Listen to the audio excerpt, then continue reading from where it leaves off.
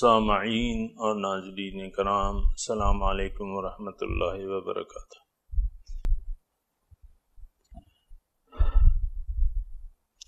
سورہ بقرہ آیت نمبر 243 سے شروع کریں گے۔ اعوذ باللہ من الشیطان الرجیم، بسم اللہ الرحمن الرحیم۔ أَلَمْ تَرَ إِلَى الَّذِينَ خَرَجُوا مِنْ دِيَارِهِمْ وَهُمْ أُلُوفٌ حَذَرَ الْمَوْتِ فَقَالَ لَهُمُ اللَّهُ مُوتُوا ثُمَّ أَحْيَاهُمْ إِنَّ اللَّهَ لَذُو فَضْلٍ عَلَى النَّاسِ وَلَكِنَّ أَكْثَرَ النَّاسِ لَا يَشْكُرُونَ وَقَاتِلُوا فِي سَبِيلِ اللَّهِ وَاعْلَمُوا أَنَّ اللَّهَ سَمِيعٌ عَلِيمٌ مَنْ ذَا الَّذِي يُقْرِضُ اللَّهَ قَرْضًا حَسَنًا فَيُضَاعِفَهُ لَهُ أَضْعَافًا كَثِيرَةً وَاللَّهُ يَقْبِضُ وَيَبْسُطُ وَإِلَيْهِ تُرْجَعُونَ أَلَمْ تَرَ إِلَى الْمَلَإِ مِنْ بَنِي إِسْرَائِيلَ مِنْ بَعْدِ مُوسَى إِذْ قَالُوا لِنَبِيٍّ لَهُمُ ابْعَثْ لَنَا مَلِكًا نُقَاتِلْ فِي سَبِيلِ اللَّهِ قَالَ هَلْ عَسَيْتُمْ إِنْ كُتِبَ عَلَيْكُمُ الْقِتَالُ أَلَّا تُقَاتِلُوا قالوا وما لنا ألا نقاتل في سبيل الله وقد أخرجنا من ديارنا وأبنائنا فلما كتب عليهم القتال تولوا إلا قليلا منهم والله عليم بالظالمين۔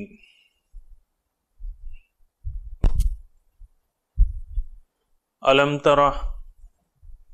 کیا تم نے نہیں دیکھا الی الذین، ان لوگوں کو خرجوا من دیارہم، جو نکلے اپنے گھروں سے، وہم الوف، اور ان کی تعداد ہزاروں میں تھی، حذر الموت، موت سے ڈرتے ہوئے، موت کے خوف سے گھروں سے نکلے۔ فقال لهم اللہ موتوا، اللہ نے ان کو کہا کہ مر جاؤ، ثم احیاہم، پھر ان کو زندہ کر دیا۔ ان اللہ لذو فضل علی الناس، بے شک اللہ تعالیٰ بہت فضل کا مالک ہے لوگوں پہ، لیکن اکثر لوگ شکریہ نہیں ادا کرتے۔ وقاتلوا فی سبیل اللہ، اور تم جنگ کرو اللہ کی راہ میں، وَاعْلَمُوا أَنَّ اللَّهَ سَمِيعٌ عَلِيمٌ، اور جان لو اللہ تعالیٰ سننے والا اور جاننے والا ہے۔ مَنْ ذَا الَّذِي يُقْرِضُ اللَّهَ قَرْضًا حَسَنًا، کون ہے جو قرض دے اللہ کو قرض حسن، فَيُضَاعِفَهُ لَهُ أَضْعَافًا كَثِيرَةً، پھر وہ اس کو زیادہ کر دے، بہت زیادہ۔ واللہ یقبض ویبسط وإلیہ ترجعون، اور اللہ ہی ہے جو قبض کرتا ہے اور فراخ کرتا ہے، اور اسی کی طرف واپس لوٹنا ہے۔ الم تر الی الملأ من بنی اسرائیل من بعد موسیٰ، اے مخاطب، کیا تم نے نہیں دیکھا ایک ٹولی کو، ایک جماعت کو بنی اسرائیل کی موسیٰ علیہ السلام کے بعد، اذ قالوا لنبی، جب کہا انہوں نے اپنے نبی کو، ابعث لنا ملکن، ہمارے لیے کوئی بادشاہ مقرر کر دیجئے، تاکہ نقاتل فی سبیل اللہ، جنگ کریں ہم اللہ کی راہ میں۔ قال، نبی نے کہا، هل عسیتم، کیا اس بات کا امکان نہیں ہے، کیا یہ ممکن نہیں ہے، ان کتب علیکم القتال، جب کہ بادشاہ مقرر ہو جائے اور تم پر جنگ لازم کر دی جائے، تو اس صورت میں اللہ تقاتلو، تم جنگ نہ کرو۔ قالوا، قوم نے کہا، وما لنا الا نقاتل فی سبیل اللہ، کیا ہوا ہمیں کہ ہم جنگ نہ کریں اللہ کی راہ میں، وقد اخرجنا من دیارنا، حال یہ ہے کہ ہمیں نکالا گیا ہے اپنے گھروں سے اور اپنے بچوں سے۔ فلما کتب علیہم القتال، جب لازم فرض کر دی گئی ان پر جنگ، تولو، وہ پھر گئے اپنے اس وعدے سے، لیکن الا قلیلا منہم، لیکن چند ان میں سے لوگ نہیں پھرے۔ واللہ علیم بالظالمین، اللہ تعالیٰ ظالموں کے حال سے واقف ہے۔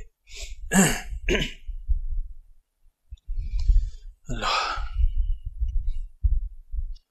الم تر الی الذین خرجوا من دیارہم وہم الوف، کیا تم نے نہیں دیکھا ان لوگوں کو جو نکلے اپنے گھروں سے اور وہ ہزاروں میں تھے، موت کے خوف سے اپنے گھروں سے نکل گئے۔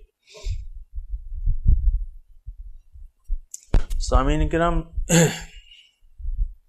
مضمون کا ربط بظاہر نہیں لگ رہا،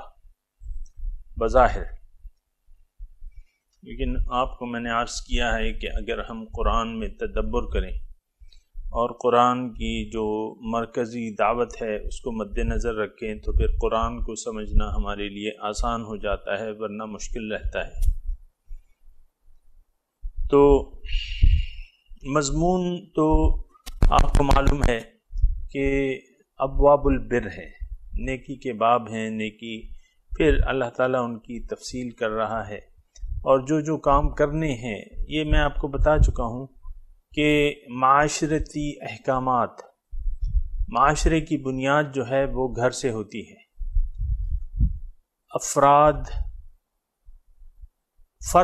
دو افراد مل کے ایک کنبہ بناتے ہیں اور بہت سے کنبے مل کے ایک قوم بنتی ہے۔ تو اسلام کا سامعین کرام نظام جو ہے وہ جماعت کا نظام ہے،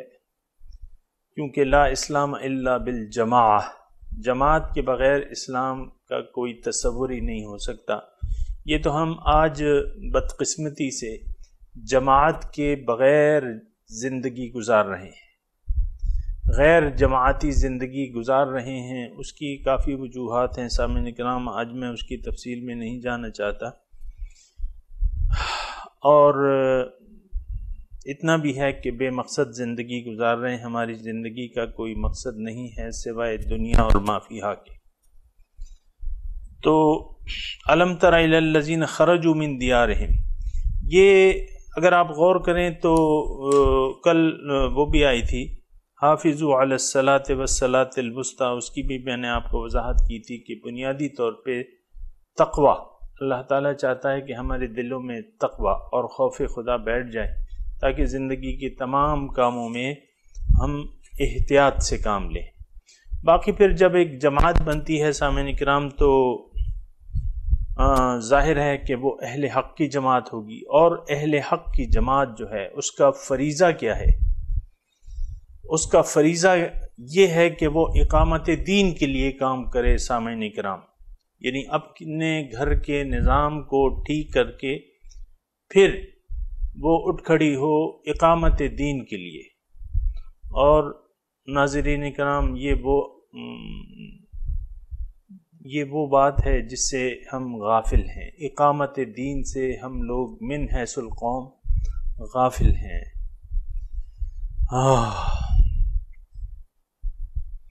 یعنی ہم پہ بحیثیت امت مسلمہ اللہ تعالیٰ نے جو ذمہ داری لگائی ہے اس سے بھی ہم غافل ہیں۔ اللہ تعالیٰ کہتا ہے، فرماتا ہے کہ کنتم خیر امت اخرجت للناس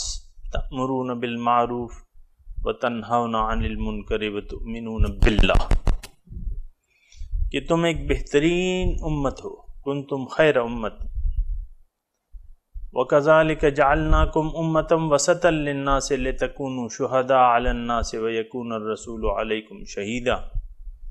یہ مختلف آیات ہیں، اس میں اللہ تعالیٰ کہہ رہا ہے کہ تم ایک جماعت ہو۔ وَإِنَّ هَذِهِ أُمَّتُكُمْ أُمَّةً وَاحِدًا وَأَنَا رَبُّكُمْ فَاعْبُدُونِ، اور یہ تمہاری تمام ایک مسلمانوں کی جماعت ہے۔ وَإِنَّ هَذِهِ أُمَّتُكُمْ أُمَّةً وَاحِدًا وَأَنَا رَبُّكُمْ فَاعْبُدُونِ، اور میں تمہارا رب ہوں، پس میری ہی بندگی کرو۔ سامعین کرام، حقیقی بات یہ ہے، اگر سچ سننے کے لیے آپ تیار ہوں تو بات یہ ہے کہ ہم نے نہ اپنے آپ کو پہچانا ہے، نہ اپنی ذمہ داریوں کو پہچانا ہے۔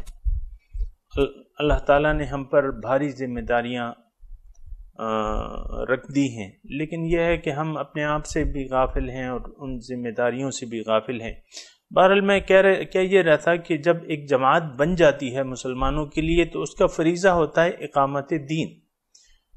یعنی دین کو قائم کرنا، اللہ تعالیٰ کے دین کو تمام دیگر ادیان پر غالب کرنا، اور ایک اللہ کا حکم اس زمین میں جاری و ساری کرنا، کیونکہ ان الحکم الا للہ ہے، تو یہ حکم، اللہ کا حکم زمین میں کون نافذ کرے گا؟ یہ مسلمانوں کی جماعت ہوگی، ایک مسلمانوں کی جماعت ہوگی جو اللہ کا دین جو ہے وہ یعنی دیگر ادیان پر غالب کرے گی، اس کے لیے کوشش کرے گی، اس کے لیے محنت کرے گی، اس کے لیے جد و جہد کرے گی، پھر اس جد و جہد کے لیے سامعین اکرام خرچ کی ضرورت ہوگی، جماعت کی ضرورت ہوگی، یہ تمام کام وہ کرے گی۔ لیکن افسوس کی بات یہ ہے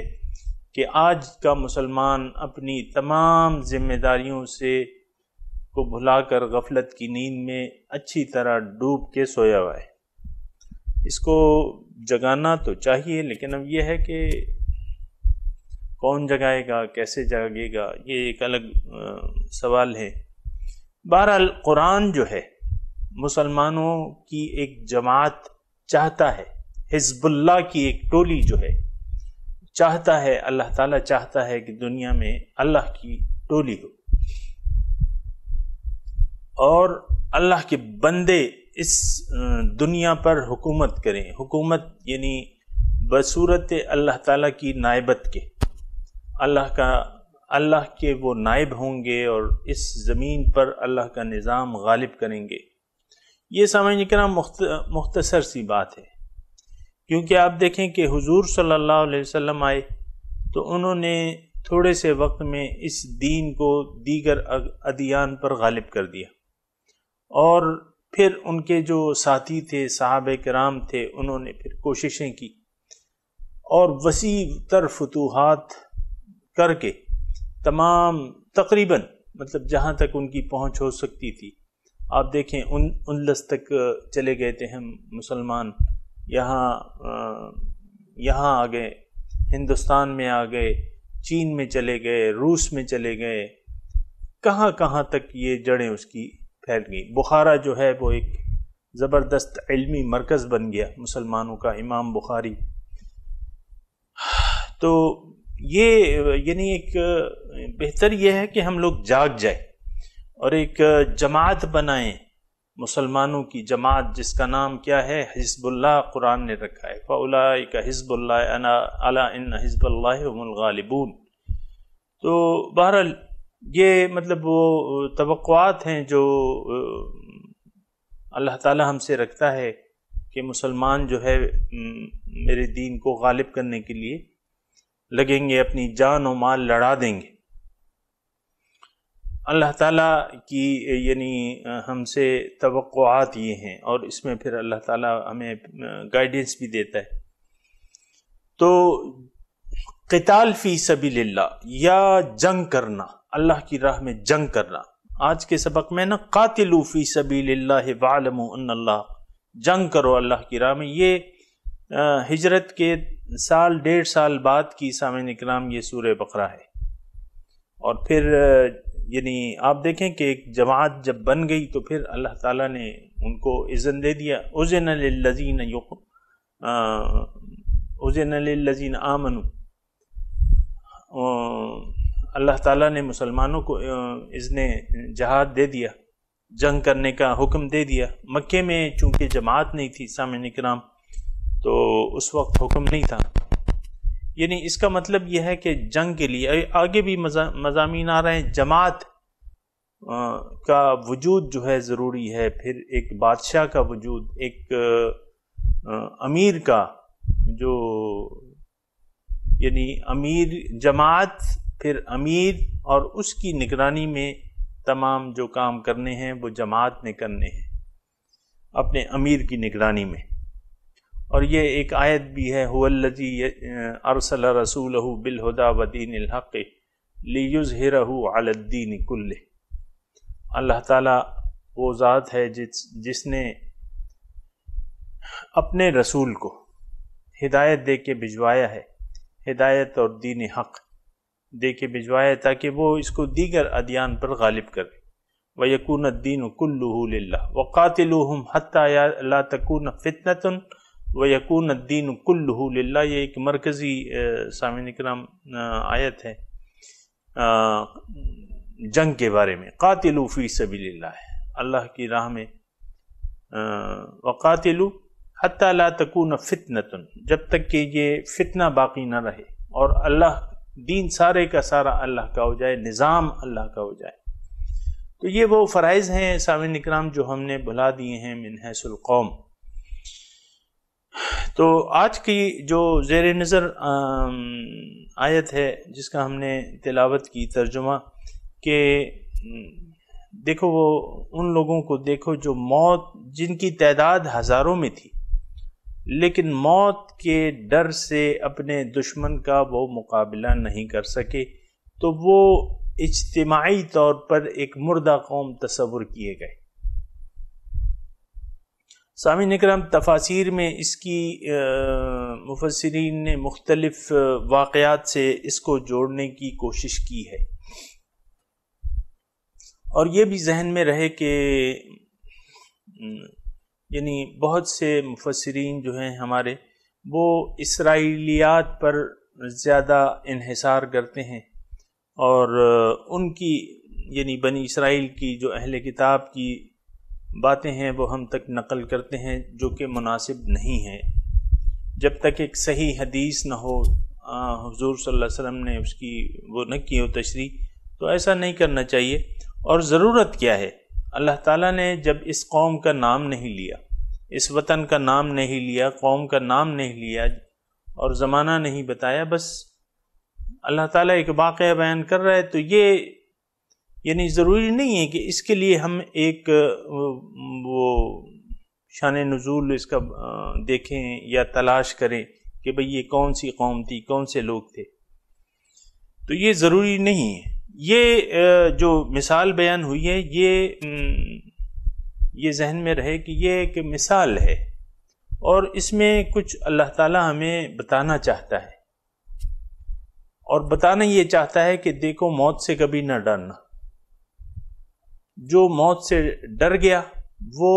ختم ہو جائے گا، مردہ ہو جائے گا، وہ قوم مردہ ہوگی. تو یہ جو زیر نظر آیت ہے یہ ایک مثال ہے، اور اس میں بتانے کی کوشش کی جا رہی ہے کہ اگر تم موت سے ڈر گئے تو تمہاری جتنی بھی تعداد ہوگی وہ بالکل بیکار ہوگی. حضور صلی اللہ علیہ وسلم کی ایک حدیث کا مفہوم ایسا ہے کہ حضور صلی اللہ علیہ وسلم فرماتے ہیں کہ اے مسلمانوں، تم پر ایک وقت ایسا آئے گا کہ دنیا کی اقوام تم پر پے در پے حملے کریں گی، اور اس طرح ایک دوسرے کو بلائیں گی جیسے کہ ایک کھانے کا دسترخوان لگا ہے، ایک پارٹی اٹھتی ہے تو پھر وہ دوسرے کو دعوت دیتی ہے کہ میں نے تو کھانا کھا لیا ہے، اب تم آ جاؤ. یعنی اتنی حالت ہو جائے گی. اب کھانا کھانے سے تو کوئی نہیں ڈرتا سامعین کرام، کھانا کوئی ڈر نہیں، وہ تو کھانے کی چیز ہے. تو اسی طرح مسلمانوں کی حالت ایسی ہو جائے گی کہ اس پر یکے بعد دیگر اقوام جو ہے وہ ان سے فوائد اٹھائیں گی، ان کو مغلوب کریں گی، ان سے اپنے فوائد اٹھائیں گی، پھر دوسرے کو دعوت دیں گی. اور یہ ایسا ہو چکا ہے. تو صحابہ کرام نے پھر پوچھا حضور صلی اللہ علیہ وسلم سے کہ حضور کیا اس زمانے میں جب ایسا حال ہوگا کہ ہم پہ دیگر اقوام جو ہیں یکے بعد دیگر حملہ کریں گی اور ہمیں کھائیں گی، تو کیا اس دن ہم قلیل تعداد میں ہوں گے؟ وَمِن قِلَّتِنَا يَوْمَئِذٍ يَا رسول اللہ، کیا ہماری تعداد کم ہوگی؟ کیا وجہ ہوگی؟ حضور نے فرمایا کہ نہیں، تمہاری تعداد بہت ہوگی. وَهُمْ أُولُوفٌ، تمہاری تعداد بہت ہوگی، کم نہیں ہوگی، لیکن تم میں کمزوری آ چکی ہوگی. وَلَكِنْ وَقَعَ فِي قُلُوبِكُمُ الْوَهْنُ، تمہارے دلوں میں کمزوری واقع ہو چکی ہوگی، تم بزدل ہو چکی ہوگی، ایک کمزور قوم ہو چکی ہوگی. ایک سائل نے سوال کیا حضور وہن سے کیا مراد ہے؟ عربی میں وہن کہتے ہیں کمزور کو، بودا، کمزور. قرآن میں دوسری جگہ بھی یہ الفاظ استعمال ہوئے ہیں کہ وَإِنَّ أَوْهَنَ الْبُيُوتِ لَبَيْتُ الْعَنْكَبُوتِ، کہ کمزور گھروں میں جو گھر ہے وہ مکڑی کا جالا ہے، مکڑی کا گھر ہے۔ وہن کمزوری کیوں کہتے ہیں؟ تو صحابہ نے پوچھا کہ یہ وہن، اس کی ذرا تفصیل فرمائیں کہ اس کی علامات کیا ہوں گی۔ تو حضور صلی اللہ علیہ وسلم فرمائے کہ وہن کی علامات یہ ہیں کہ حب الدنیا و مخافت الموت، کہ دنیا کی محبت اور موت کا ڈر تمہارے دل میں بیٹھ جائے گا، تو اس وقت جو ہے تم بودی ہو جاؤ گی، کمزور قوم ہو جاؤ گی۔ مومن مسلمان کبھی موت سے نہیں ڈرتا۔ یہ تو اللہ تعالیٰ کی یہ زندگی جو ہے اللہ کی امانت ہے، امانت جب بھی طلب کی جائے اس کو دے دینا چاہیے، اور بہت خوشی سے دینا چاہیے، اور اللہ کی راہ میں جان دے دینا اس سے بڑی نعمت، مطلب یہ بہت بڑی شہادت پیش کرنا، اللہ کی راہ میں اپنی جان کا نذرانہ پیش کرنا بہت بڑی بات ہے اور بہت بڑا درجہ ہے۔ اور مومن جو ہے وہ جان اپنی ہتھیلی پہ لے کے پھرتا رہتا ہے اور وہ موت سے نہیں ڈرتا۔ تو یہ کمزوری جب آ جائے تو پھر وہ قوم جو ہے مر جاتی ہے۔ اب آپ دیکھیں آج کی جو ہم اپنی مثال لے لیں کہ ہم میں یہ کمزوری آ چکی ہے، حب الدنیا و مخافت الموت۔ اگر سچی بات ہم اور آپ جاننے کی کوشش کریں تو آج جو ہے مسلمان قوم جو ہے من حیث القوم ایک مردہ قوم ہے۔ یعنی ہندو آپ کو آنکھیں دکھاتا ہے، ہندو سے آپ کچھ، ایک چھوٹا سا خطہ ہے کشمیر، میں ویسی مثال کے طور پہ عرض کر رہا ہوں، تو آپ اس کو وہاں پہ ہمارے مسلمان بھائیوں بہنوں پہ مظالم ہو رہے، آپ اس کو آنکھیں نہیں دکھا سکتے، آپ کہہ رہے نہیں اس کو چھوڑو، تجارت کرو اس کے ساتھ، پیاز ٹماٹر منگواؤ۔ تو یعنی ہندو سے ہم ڈرتے ہیں کہ نہیں ڈرتے؟ ہندو سے ڈرتے ہیں، عیسائی سے ڈرتے ہیں، اوباما صاحب سے ڈرتے ہیں۔ یہ ایک ان کا وہ ایک تتلی ان کی نہیں گرا سکتے آپ، جو کہ آج کل آ رہی ہیں آپ پہ اور آپ کے بے گناہوں کا قتل عام کر رہی ہیں، اور آپ بس صرف قراردادیں پاس کر رہے ہیں اور زبانی کلامی بات کر رہے ہیں، وہ ان کو بالکل آپ کا خوف نہیں ہے۔ یعنی آپ کی تمام قراردادوں کو وہ اکٹھا کر کے تیلی لگا کے جلا دیتے ہیں، کہتے ہیں نہیں ہم نے کرنا ہے، ہم اس کا جواب دے سکتے ہیں؟ نہیں دے سکتے، کیونکہ ہم ایک مردہ قوم ہیں۔ تو مردہ قوم میں تو یہ ہمت نہیں ہے کہ وہ ہندو کو آنکھیں دکھا سکے یا عیسائیوں کو یا مشرکوں کو۔ تو بہرحال لیکن مسلمان قوم جو ہے یہ دیکھیں جو سورہ بقرہ ہے یہ ابتدائی ہجرت کے بعد نازل ہوئی ہے، میں نے آپ کو کہا 1.5 سال ہو گئے، اور اس میں ابھی آپ نے سنا ہوگا، یعنی یہ بھی میں حقیقت ہے کہ اس زمانے میں بھی جو واقعات تھے یا جو مسلمان تھے وہ ہمارے جیسے مطلب انسان تھے وہ لوگ، اور ان میں بھی ایسے لوگ تھے جو موت سے ڈرتے تھے، لیکن وہ قلیل تعداد میں تھے۔ یعنی آپ دیکھیں کہ 1000 کا لشکر تیار ہوتا ہے اس کے لیے، غزوہ احد کے لیے، تو 300 جو ہیں اس میں سے پھر وہ چلے جاتے ہیں واپس، یعنی موت کے ڈر سے جو ہے وہ چلے جاتے ہیں غزوہ احد میں۔ اور اسی طرح تو یہ انسانی مطلب وہ اس میں چونکہ ایسے لوگ تھے اس معاشرے میں، مسلمانوں کی جماعت میں، جن کو منافقین کہا جاتا تھا، آج تو وہ لوگ اکثریت میں ہیں اور جو مومن ہیں وہ اقلیت میں ہیں، اور اس وقت جو ہے اقلیت میں تھے، اکثریت میں جو ہے مسلمانوں کی جماعت تھی، اور حضور صلی اللہ علیہ وسلم ان کی سربراہی کر رہے تھے۔ لیکن ابھی ہم اور آپ پڑھ چکے ہیں کتب علیکم القتال، وَهُوَ كُرْهٌ لَكُمْ۔ اب یہ دیکھیں ذہن، یعنی ان آیات کو ہم سمجھنے کی کوشش کرتے ہیں۔ اللہ اب ایک نیا یعنی سال 1.5 سال گزر چکا ہے ہجرت کا، اور اللہ تعالیٰ اب ان کو تیار کر رہا ہے ذہنی طور پہ کہ دیکھو تم نے اب جنگ کرنی ہے۔ آج بھی ہم نے قاتلوا فی سبیل اللہ وَاعْلَمُوا أَنَّ اللَّهَ سَمِيعٌ عَلِيمٌ، جنگ کرو اللہ کی راہ میں، تیار ہو جاؤ، جنگ کرو۔ اور اگر تم موت سے ڈر گئے تو تم اگر بہت بھی مقدار میں ہو لیکن تم مردہ تصور ہوگے، اور دیگر اقوام جو ہے تم پر غالب آ جائیں گی۔ آج کا جو سبق ہے وہ یہی ہے۔ اور یعنی فطری طور پہ، نفسانی طور پہ جو موت کا ڈر ہے وہ انسان کے دل میں ہے۔ اور ابھی ہم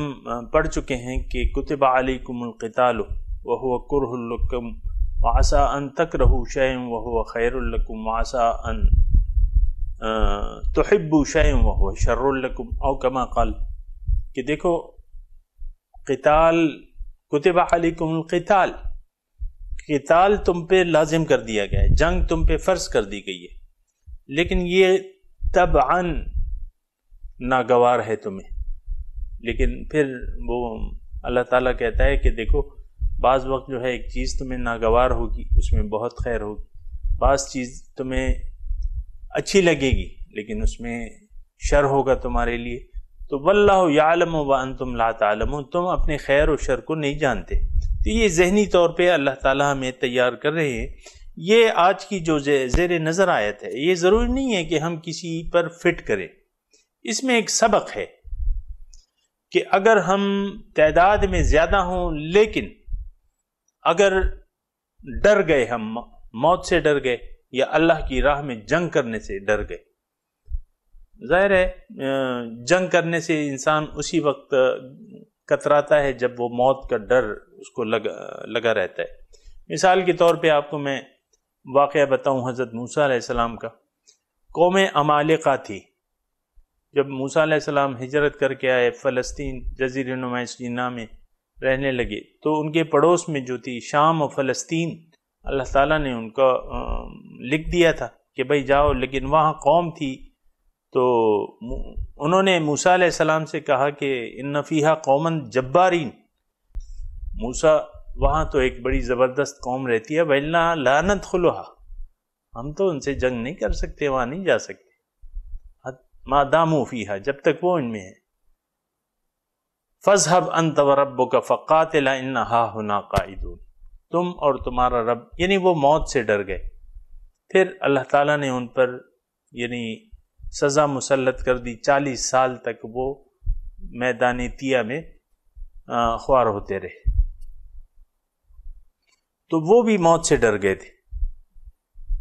موت سے ڈر گئے، پھر کیا ہوا کہ وہ ایک یعنی دشمن پر فتح نہ پا سکے۔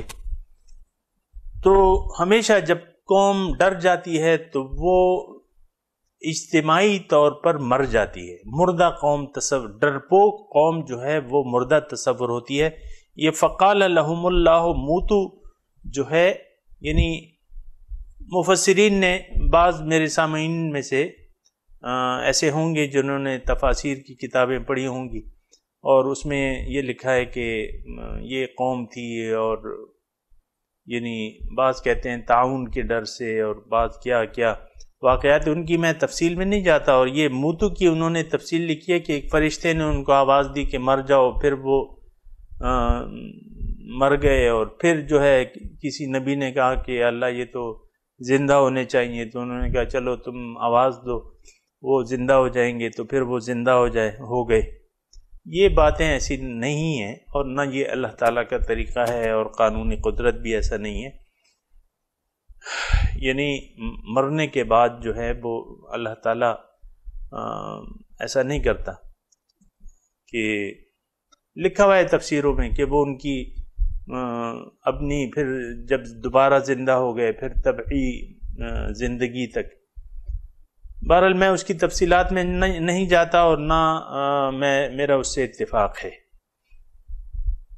یہاں جو مقصد ہے وہ لینا چاہیے کہ اگر ایک قوم من حیث القوم موت سے ڈر گئی، اس میں کمزوری آ گئی، وہ مر جائے گی، اس پہ دشمن غالب آ سکتا ہے۔ لیکن اگر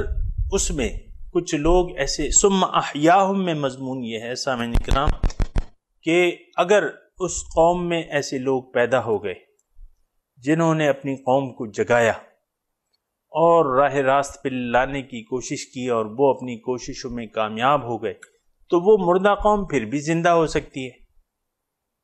یعنی موتو جسمانی موت نہیں ہے، یہ ایک اجتماعی موت ہے، مردہ قوم تصور ہوتی ہے، جیسا کہ آج ہم مردہ قوم ہیں۔ وہ تو آپ کو بتایا جاتا ہے وہ نظموں میں کہ ہم زندہ قوم ہیں، پائندہ قوم ہیں، ایسا کچھ بھی نہیں ہے، ہم مردہ قوم ہیں، مردہ قوم ہے۔ آج ہی میں نے خبر پڑھی ہے اسٹیٹ بینک کی کہ انہوں نے شرح سود میں تھوڑا سا اضافہ کر دیا ہے، لوگوں نے بڑی، جن کے پیسے رکھے ہیں انہوں نے بڑی خوشیاں منائی ہوں گی۔ یہ ہماری جو ہم مردہ قوم ہیں اس کی واضح دلیل ہے کہ سود پہ ہم راضی ہیں، اس کے گھٹنے پر، سود کے گھٹنے پر پریشان ہو جاتے ہیں، بڑھنے پر ہم تالیاں بجائیں گے۔ تو مردہ اور کس کہ اللہ تعالیٰ کے احکامات کی صریح نافرمانی ہو رہی ہے، اور آپ جو ہیں چین سے، سکون سے، اطمینان سے بیٹھے ہوئے ہیں، اس پر نہ کوئی غل ہے نہ کپاڑا ہے۔ تو موتو اجتماعی موت، مردہ قوم میں نے آپ کو، یعنی مردہ قوم آپ دیکھیں نا کہ ہم غلام بن گئے، انگریزوں کے غلام بن گئے، تو کیا اس وقت ہم زندہ قوم تھے؟ پارٹیشن سے پہلے کی میں بات کر رہا ہوں، مردہ قوم تھے ہم لوگ، جو ہے من حیث القوم غلام بن گئے تھے، انگریزوں نے ہمیں غلام بنا لیا تھا، ہم پہ حکومت کر رہا تھا، یہاں پشاور میں، مردان میں اور سب جگہ اس کی حکومت تھی، انگریزوں کی حکومت تھی، لاہور میں جہاں بھی۔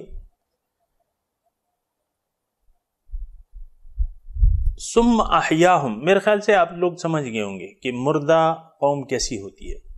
غلام قوم جو ہے وہ اسی طرح ہوتی ہے جیسا کہ آج بھی ہم غلام ہیں، ذہنی طور پر آج بھی ہم غلام ہیں سامعین اکرام، ہم زندہ قوم نہیں ہیں، آج بھی ہم مردہ قوم ہیں، اور ہماری اپنی کوئی دین ہی نہیں ہے، ہماری کوئی اپنی ول ہی نہیں ہے، کوئی ارادہ نہیں ہے، ہم ظاہر کے غلام بن کے رہ گئے۔ یعنی اور بھی غلامیاں ہیں، لیکن اس وقت یہ ہے کہ ہم نے نفس اور شیطان کی غلامی قبول کر لی ہے اور اس پر خوش ہیں۔ اب یہ میں باتیں آپ سے کر رہا ہوں نا، تو بہت سے لوگوں پہ یہ باتیں اچھی نہیں لگیں گی کہ بھئی یہ کیا باتیں کر رہے ہیں، تو یہ مطلب یہ غلامی کی علامت ہے، ہم نفس اور شیطان کے غلام بن چکے ہیں اور مردہ بن چکے ہیں، اللہ تعالیٰ کے احکامات کی کھلی خلاف ورزی ہو رہی ہے، ہم میں کوئی حرکت نہیں، کوئی زندگی نہیں ہے ہم میں۔ تو ثم احیاہم، پھر میں نے ان کو زندہ کر دیا۔ اب سامعین کرام میں ذرا ترجمہ پڑھتا ہوں۔ الم تر الی الذین خرجوا من دیارہم، کیا تم نے نہیں دیکھا ان لوگوں کو جو نکلے اپنے گھروں سے، وہم الوف، ان کی تعداد ہزاروں میں تھی، حذر الموت، موت کے ڈر سے نکل گئے، یعنی دشمن نے ان پر، مثال کے طور پہ دشمن نے ان سے حملہ کی، ان پر حملہ کیا، اور وہ موت، وہ ان کا مقابلہ نہ کر سکے، تو ان کو قوم نے ان کے وطن پر قبضہ کر کے ان کو نکال دیا۔ اس میں سے سامعین اکرام یہ ایک مثال ہے، ضروری نہیں ہے کہ کسی دور میں یہ واقعہ ہو چکی، ہر دور میں ہو سکتا ہے ایسا۔ آج میں آپ کو یہاں بتا رہا ہوں کہ آج جو ہے ہم جو ہے اپنے دین کے گھر سے ہم نکل چکے ہیں، اور ہماری تعداد جو ہے وہ ہزاروں میں نہیں ہے، وہ لاکھوں میں نہیں ہے، وہ کروڑوں میں ہے۔ ہم اپنے جو دین کا ایک گھر ہے اس سے ہم نکل چکے ہیں سامعین کرام۔ یہ ویسے ہی یعنی ایک بات علیحدہ سے میں کر رہا ہوں، لیکن جو کہ حقیقت ہے، ایک دین کا گھر ہے، حضور صلی اللہ علیہ وسلم نے ہمارے لیے آ کے ایک دین کا گھر بنایا، اس کی چار دیواری ہے، اس میں اس کی کچھ حدود ہیں، ایک بہت بڑا گھر ہے، تلک حدود اللہ، یہ اللہ تعالیٰ کے حدود ہیں، اللہ تعالیٰ اس کی تم نے پائمالی نہیں کرنی، لیکن اللہ تعالیٰ کی حدود کو ہم پائمال کر رہے ہیں، اس سے ہم نکل چکے ہیں سامعین کرام، حقیقت یہ ہے۔ اور تعداد کتنی ہے ہماری؟ کروڑوں میں ہے۔ اور آج مسلمان کی تعداد اس روئے زمین پر کتنی ہے؟ کروڑوں میں نہیں ہے، اربوں میں ہے، اربوں میں تعداد ہے۔ اور یہ ہم لوگ جو ہیں، اب ظاہر ہے کہ ہم ایک قوم ہے سامعین کرام، مسلمان جو ہے وہ ایک قوم ہے، ہماری مثال ایک جسم کی ہے، تو اربوں میں ہیں ہم، لیکن ہمارے دل میں کمزوری پڑ چکی ہے۔ ہمارے سعودی عرب میں اڈے بن چکے ہیں، امریکہ کے اڈے ہیں، وہاں پہ کویت میں اڈے ہیں، اور جو بھی ذرا سر اٹھاتا ہے وہاں اس کو دبا دیا جاتا ہے۔ تو حذر الموت، موت کا ڈر، دنیا کی محبت اور حب الدنیا و مخافت الموت، حضور کی جو باتیں ہیں وہ بالکل قرآن کے مطابق ہیں کہ تم میں کمزوری پڑ جائے گی۔ کمزوری کیا ہے؟ حب الدنیا و مخافت الموت، دنیا سے محبت اور موت کا ڈر۔ حذر الموت۔ فقال لهم اللہ موتوا، فقال کہا اللہ تعالیٰ نے ان کو کہ مر جاؤ۔ تو مر جاؤ کا یہ مطلب نہیں زبان سے اللہ تعالیٰ نے کہا، نہیں، بس یہ قانون قدرت ہے، جب قوم میں کمزوری آ جاتی ہے، جو بھی ہو، چاہے وہ مسلمان ہو چاہے غیر مسلم ہو، وہ مر جاتی ہے۔ فقال لهم اللہ موتوا، موتوا مر جاؤ، مطلب وہ ختم ہو گئی، مردہ ہو گئی۔ اب اگر وہ مسلمان قوم یا اس میں کچھ افراد اٹھیں اور اپنی قوم کو جگانے کی کوشش کریں، جیسا کہ آپ دیکھیں کہ پارٹیشن میں قائد اعظم ایک وقت میں یہ بر صغیر چھوڑ کے جانے والے تھے، بلکہ چلے گئے تھے، لندن چلے گئے تھے، وہاں وہ ہجرت کر کے مایوس ہو کے، کیونکہ پارٹی انہوں نے بنا لی تھی، پارٹی میں شامل تھے، کانگریس میں شامل تھے، لیکن مسلمانوں کو جگانے کی کوشش کر رہے تھے، مسلمان نہیں جاگے، تو وہ مایوس ہو کے چلے گئے۔ پھر اقبال نے ان کو پھر دوبارہ سے دعوت دی کہ بھئی یہ کسی اور کے بس کا کام نہیں ہے، آپ آ جائیے۔ پھر وہ دوبارہ سے آئے، دوبارہ سے انہوں نے کوششیں کی، اور پھر جو ہوا وہ آپ کے سامنے ہے کہ قوم کو انہوں نے کسی حد تک جگا دیا، اور پھر جو ہے اللہ تعالیٰ نے مسلمانوں کو پاکستان کی نعمت عطا فرمائی ہے، اور بھی اس کی وجوہات ہیں اس کے قیام کی، لیکن یہ ہے کہ پھر مسلمان یعنی قائد اعظم کے ذریعے جو ہے مسلمان قوم بیدار ہو گئی، اور اس نے ایک نعرہ لگایا کہ بھئی ہمیں ایک الگ جگہ چاہیے، کیونکہ اس وقت ہندو جو تھے وہ اکثریت میں تھے، ہندو جو تھے وہ اکثریت تھے، حالانکہ ہم نے سینکڑوں سال جو ہے وہ حکومت کی تھی، اس پہ میں تفصیل میں نہیں جاتا، لیکن اس وقت جب انگریز رخصت ہونے والے تھے تو 1/3 تھی، مسلمانوں کی تعداد جو تھی وہ 1/3 تھی، تو 1/3 میں تو آپ کی کوئی پوزیشن نہیں رہتی، تو مسلمانوں نے جاگ گئے، انہوں نے کہا کہ بھئی ہمیں تو اپنی ایک جگہ چاہیے، پاکستان کا مطلب کیا؟ لا الہ الا اللہ، تو اس کے لیے یعنی قرآن کے نفاذ کے لیے ہمیں ایک جگہ چاہیے، اور افسوس کی بات یہ ہے کہ ہم اب وہ مقاصد بھول چکے ہیں، اب تو ہمیں کیا چاہیے؟ روٹی، کپڑا اور مکان مانگتا ہے ہر انسان، یہ نعرہ ہے ہماری جو پاپولر جماعتیں ہیں ان کا مقبول نعرہ ہے، ہمارے جو الیکشن تھے اس میں یہ نعرہ لکھا ہوا تھا۔ تو بہرحال ثم احیاہم، پھر اللہ تعالیٰ نے ان کو زندہ کر دیا، مطلب زندہ ہو سکتی ہے، اور کیوں نہ ہو، اللہ تعالیٰ ان اللہ لذو فضل علی الناس ولکن اکثر الناس لا یشکرون، اللہ تعالیٰ تو دوبارہ زندگی بھی عطا کر دیتا ہے، اللہ تعالیٰ بڑے فضل کا مالک ہے لوگوں پہ، لیکن اکثر لوگ اس کی نعمتوں کا شکریہ ادا نہیں کر رہے، جیسا کہ آج سامعین کرام ہم اللہ تعالیٰ کی نعمتوں کی ناشکری کر رہے ہیں۔ پاکستان اللہ تعالیٰ نے ہمیں عنایت فرمایا اس کی ہم ناشکری کر رہے ہیں، اور اس کو جو ہے وہ میں کیا کہوں، وہ الفاظ آ رہے ہیں منہ پہ لیکن کافرستان کے الفاظ آ رہے ہیں، یعنی ہر معاملے میں اللہ اور اس کے رسول کے حکم کی ہم خلاف ورزی کر رہے ہیں۔ ہمارا قانون آپ دیکھ لیں، اس میں عائلی قوانین ہیں، ہمارے قانون میں عائلی قوانین ہیں، اور جو سزائیں ہیں وہ تو بہرحال یہ ایک لمبی پھر داستان ہے، لیکن یہ ہے کہ ہم لوگ دنیا پر راضی ہو گئے، اور دنیا ہی کا مقصد، ہم دنیا ہی کو مقصد بنا کے حب الدنیا و مخافت الموت میں آج بھی ہم مبتلا ہیں، اور ہمارے درمیان کمزوری ہے، یہ بات آپ کو میں نے کہہ دی ہے۔ تو اس کو کوشش یہ کرنی چاہیے، میں مایوس ہرگز نہیں ہوں، کوشش کرنی چاہیے کہ ہم جاگ جائیں، خود بھی جاگیں، لوگوں کو بھی جگائیں، اور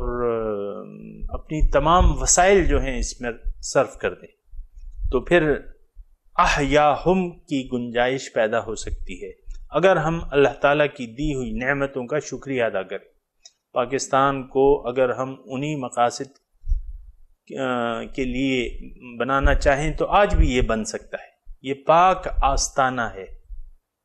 پاکستان پاک آستانہ، لیکن ہم نے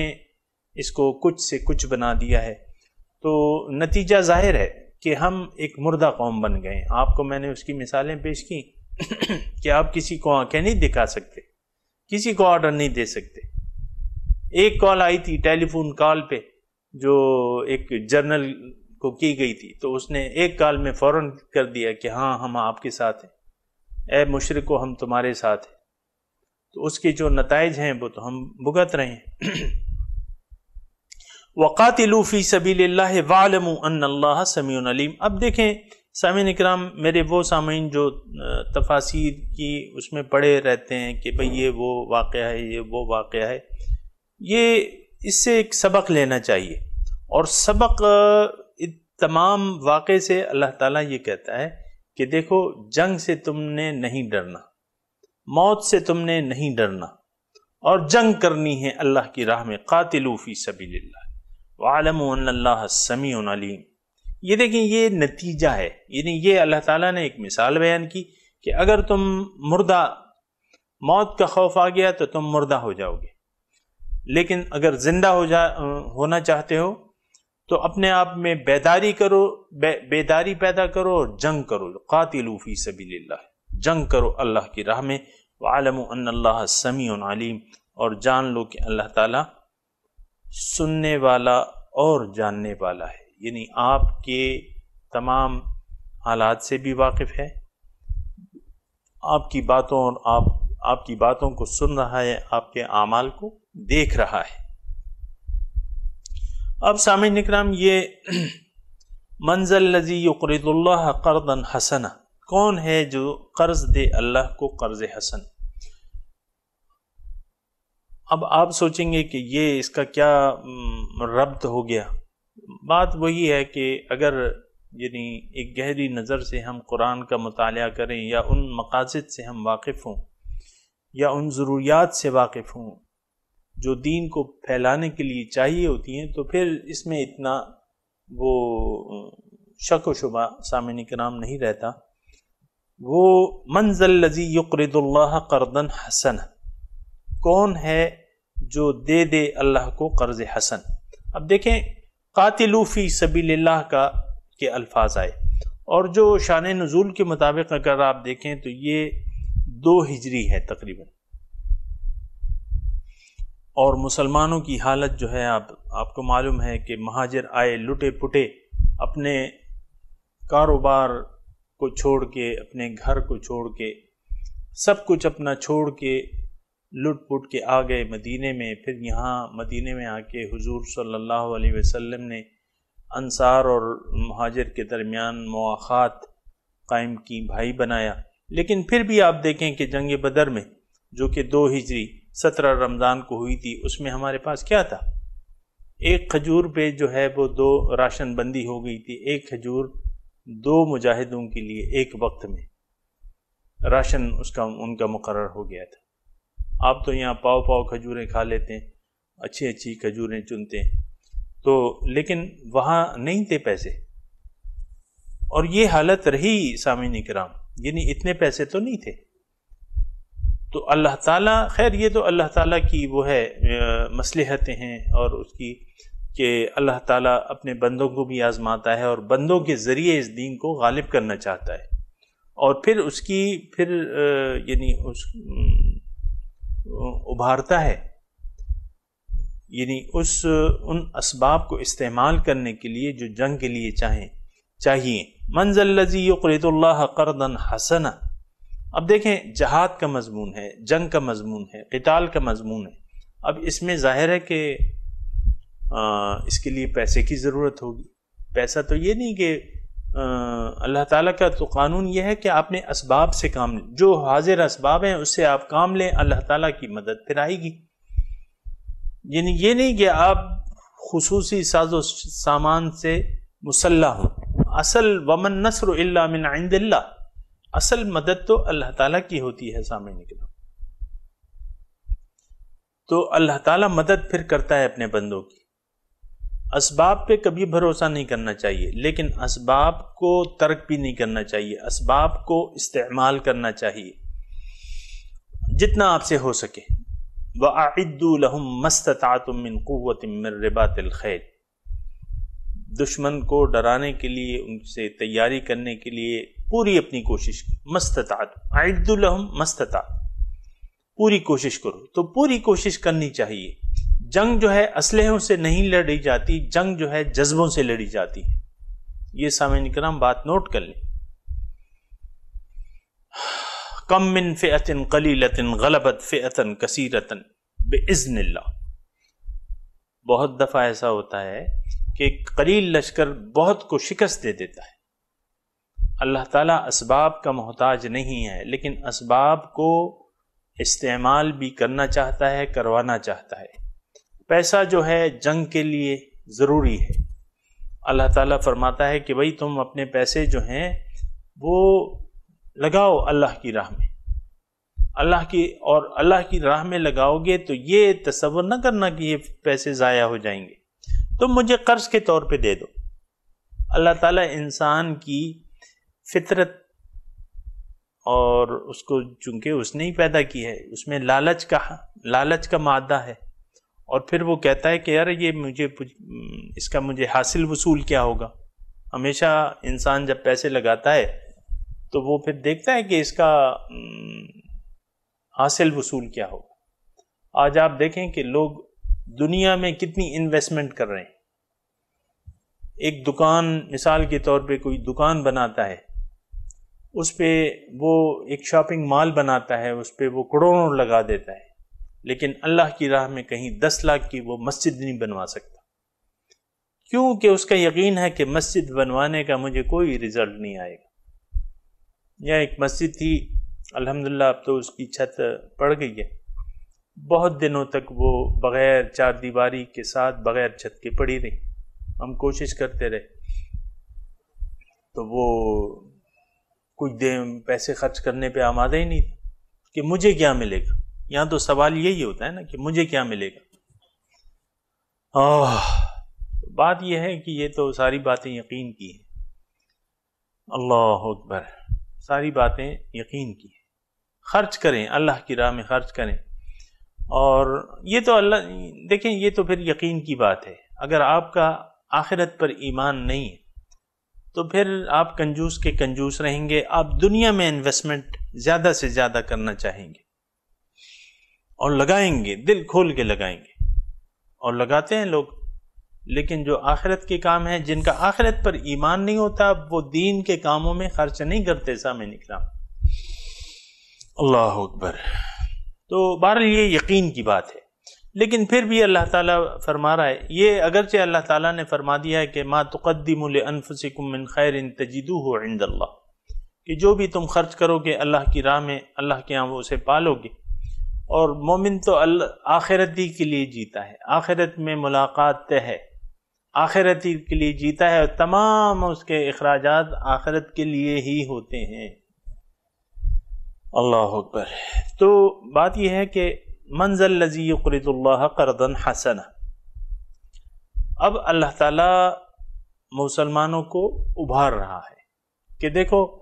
تم خیر ہے مجھے قرض دے دو، اور اللہ تعالیٰ کی جو طاقت و قدرت ہے وہ تو ہمیں معلوم ہے۔ تو اب یہ ہے کہ انسان کا دل مضبوط ہو گیا، اب اس کو کوئی باک نہیں ہے کہ وہ اللہ کی راہ میں خرچ کرے۔ تو اللہ تعالیٰ کہہ رہا ہے اگر تم مجھے قرض حسن دو گے تو میں اس کو بڑھاؤں گا، یعنی تم نے 100 روپے مثال کے طور پہ دیا، اللہ تعالیٰ کہہ رہا ہے میں تمہیں 100 نہیں، میں کم از کم 10 گنا، من جاء بالحسنۃ فلہ 10 امثالھا، 100 کے تمہیں 1000 ملیں گے، 700 گنا تک آتا ہے، 700 گنا، بلکہ واللہ یضاعف لمن یشاء، اللہ تعالیٰ پھر نیت کو دیکھتا ہے۔ تو بات یہ ہے کہ جو اللہ کے بندے ہیں وہ تو پھر اللہ ہی کے لیے خرچ کرتے ہیں، وہ پھر ریٹرن کا نہیں سوچتے، وہ اللہ کے جو بہت خاص بندے ہوتے ہیں نا وہ پھر ریٹرن کا نہیں سوچتے، وہ ریٹرن کا نہیں سوچتے کہ مجھے کیا ملے گا،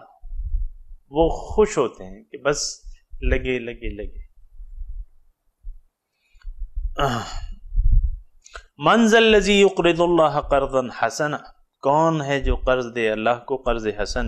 فیضاعف لہ اضعافا، اللہ تعالیٰ اسے 2 چند 6 چند بہت زیادہ کر دے، واللہ یقبض، اور ایک حقیقت کی طرف اللہ تعالیٰ اور توجہ دلا رہا ہے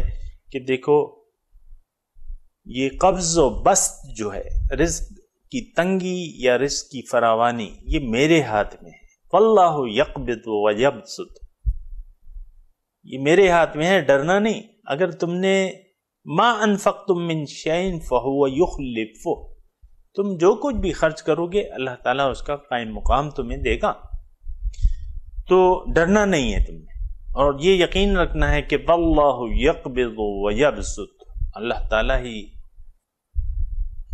روزی تنگ کرتا ہے اور فراخ کرتا ہے۔ تو جب اللہ ہی تنگ کرتا ہے فراخ کرتا ہے، تو جب وہ کہہ رہا ہے کہ اللہ کی راہ میں دے دو تو پھر دے دو، وَإِلَيْهِ تُرْجَعُونَ، اور اگر تم نے خرچ کر بھی دیا تو جانا کہاں ہے، اللہ ہی کی طرف جانا ہے، تو وہ مَا تُقَدِّمُوا لِأَنفُسِكُم مِّن خَيْرٍ تَجِدُوهُ عِندَ اللَّهِ، اس کے پاس پالو گے، اس میں کیا تم نے۔ تو یہ اللہ تعالیٰ تیار کر رہا ہے ذہنی طور پہ مسلمانوں کو کہ اللہ کی راہ میں خرچ سے تم بخل نہ کرنا، اللہ کی راہ میں تم خرچ کرو، جنگ کے لیے تیاری کرو، اور اپنے مال و جان اللہ کی راہ میں لگا دو۔ تو یہ دیکھیں مال اور جان اللہ کی راہ میں لگانے کا اللہ تعالیٰ ہمیں اس کے لیے اکسا رہا ہے اور آمادہ کر رہا ہے کہ تم اپنی مال و جان اللہ کی راہ میں لگا دو، تو اس میں تمہاری زندگی ہے، تمہاری حیات ہے، اور تم جاؤ گے کہاں، میری پاس واپس لوٹ کے آؤ گے، اور پھر میں تمہیں اس کا اجر پورا دے دوں گا، تو فکر کی کیا بات ہے۔ وآخر دعوانا ان الحمد للہ رب العالمین، والسلام علیکم ورحمۃ اللہ وبرکاتہ۔